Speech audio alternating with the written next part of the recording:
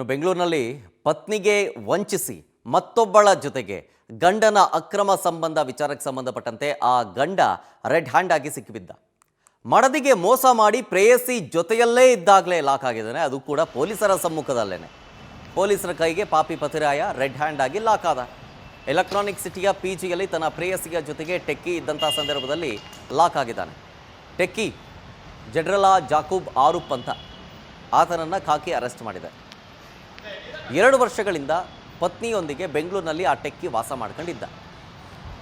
ಆಮೇಲೆ ಇದ್ದಕ್ಕಿದ್ದಂತೆ ಜಾತಿ ನಿಂದನೆಗೇನು ಮಾಡದಂತೆ ಕಿರುಕುಳ ಕೊಟ್ಟಂತೆ ಪತ್ನಿಗೆ, ಹೀಗಂತ ಪತ್ನಿ ಆರೋಪ ಮಾಡಿದ್ದಾರೆ.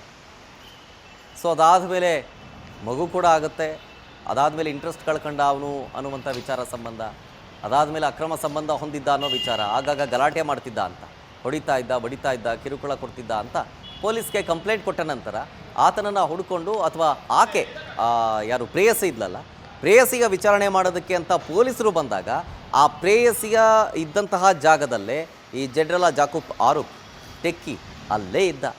ಈಗ ಆತನನ್ನು ಲಾಕ್ ಮಾಡ್ಕೊಂಡು ಕರ್ಕೊಂಡು ಹೋಗಿದ್ದಾರೆ ವಿಚಾರಣೆಗಂತ.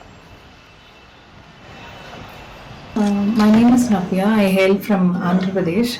So I have come to Bangalore here yesterday after knowing that my husband is in illegal relationship with a girl.